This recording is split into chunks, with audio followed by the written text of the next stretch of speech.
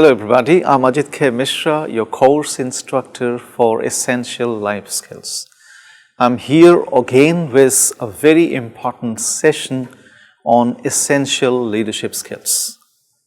By now, you have become familiar with some of the most important and essential leadership skills, starting with self-development, team development, and going to planning and delivery.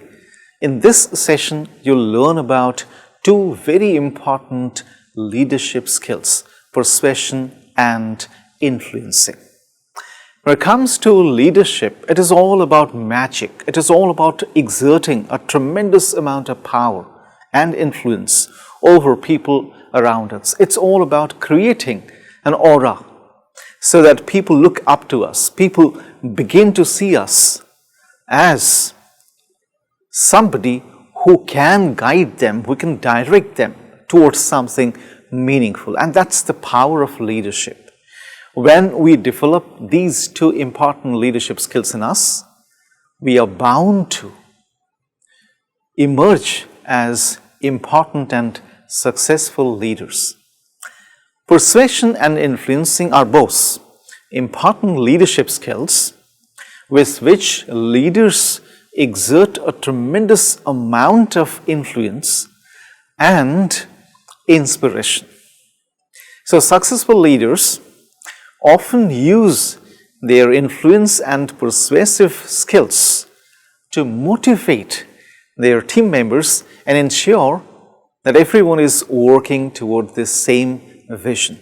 It's not an easy task to persuade people because we know there will be differences, there will be oppositions, and it's also not an easy task to influence people.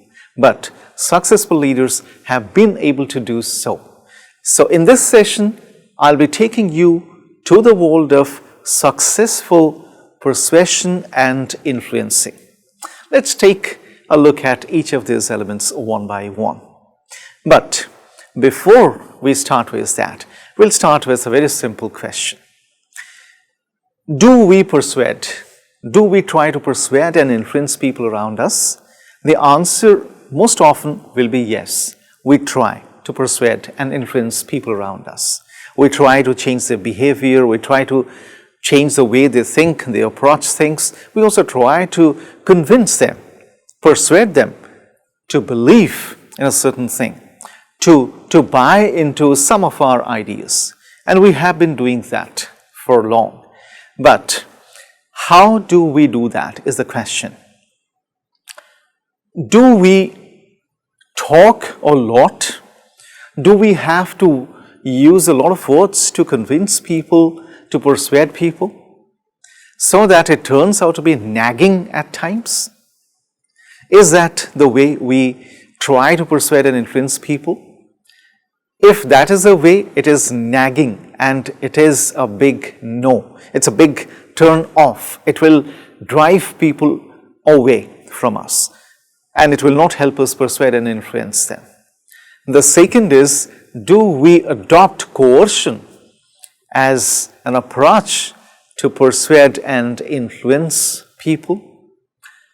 Because there are leaders who think that they can use their power and position to order, instruct people to get their tasks done. Do we also do this in order to persuade and influencing? So that's not a good idea because neither nagging nor coercion will be a good idea, a good approach to persuade and influence people. Then how do we do that? Let's take a look at the strategies that we can adopt in order to persuade people. Now we can take a look at the different strategies that are required for us to be good at persuasion or persuasive strategies. So if we master persuasion, what exactly can we expect to have? So when we begin to convince somebody to agree with us in the moment, it will make it easier for us to communicate our ideas.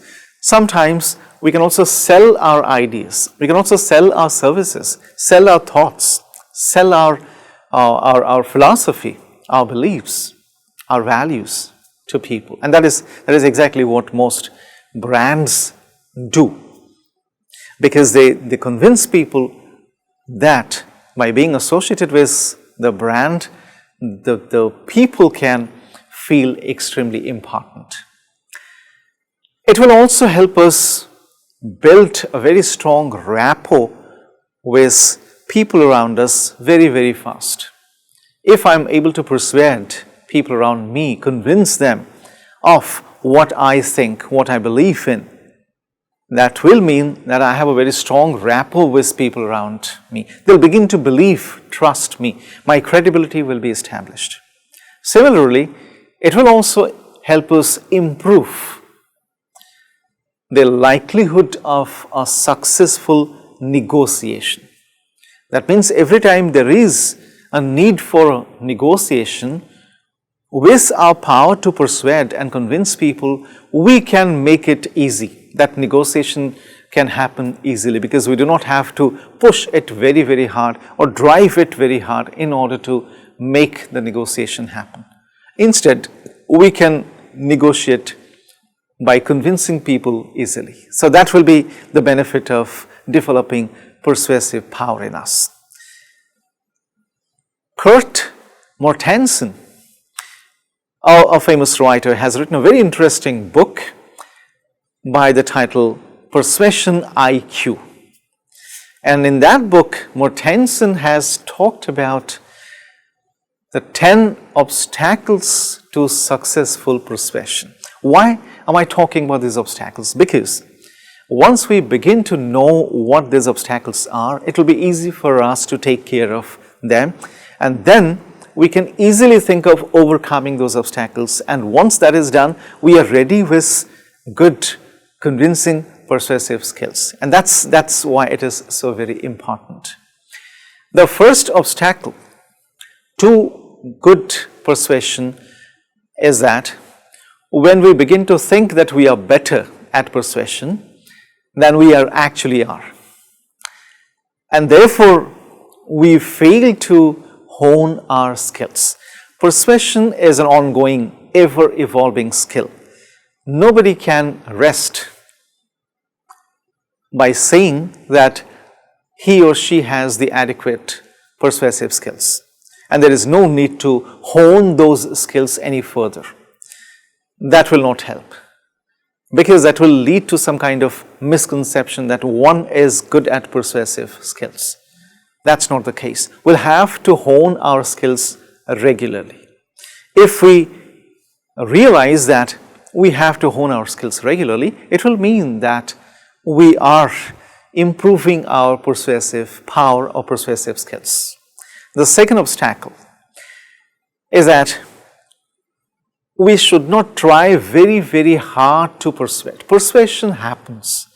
It is not done. Most often we think persuasion is strategically done. Of course, it's a strategy. There is no doubt about that. But most often, persuasion happens. Once you begin to persuade people, you do not do anything special. All you need to do is to create an aura of trust and belief.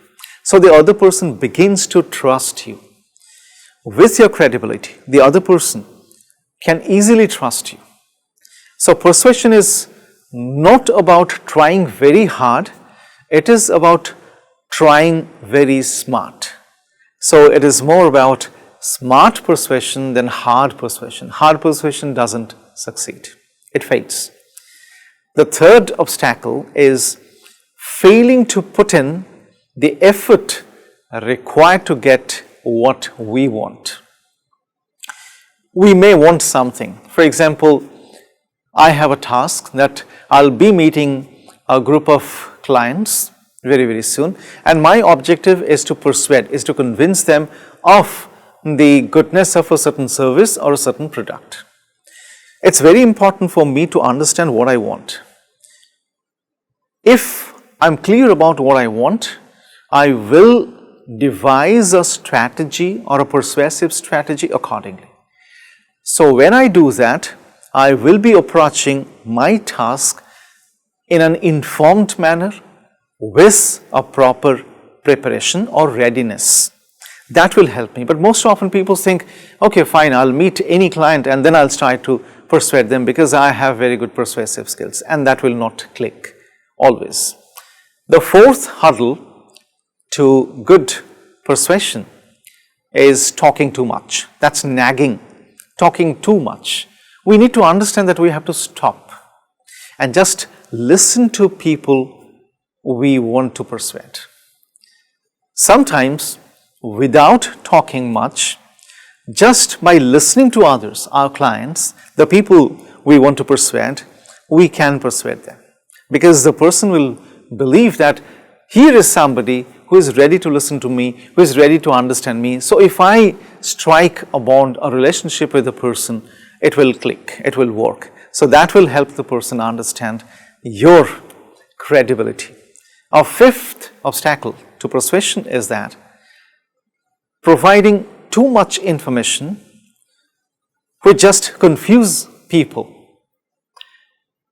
and making them think will not help. So that way will probably be doing a disfavor to people we want to persuade. So that will not be a good idea, because if we have to persuade them, we'll have to give them that space, that autonomy, and that time to think about it. It's not that I am here and let's strike this deal on day one itself. It may take multiple days. On day one, we can start with building the rapport, establishing credibility, and then giving some information to the other person to think about, so that when we meet next, the other person is ready with some homework, some plan, and then we can discuss that plan, and thereafter that other person may be convinced to buy into our ideas. That's again a hurdle. We need to overcome that hurdle. The sixth hurdle is getting desperate. Sometimes it may take longer than we think. No persuasion, no convincing is happening. So that might make people desperate, but that will not help. So like insincerity, people can spot fear at a distance, and then they'll not be able to make it happen. So getting desperate will not help, because that will make you impatient, insincere, and at times very frustrated and angry. So it's never a good idea to get desperate when it comes to persuading people or clients. And then being afraid of rejection. Rejection is one such fear that most people find it very difficult to cope with, because people find it very difficult to accept failure or rejection. We do not like rejection. We do not like failure. Nobody in this world, in fact, likes failure or rejection. So when there is a fear of rejection, it will actually limit you from convincing the other person, because you will not give your 100%, because you will always be under the impact of fear.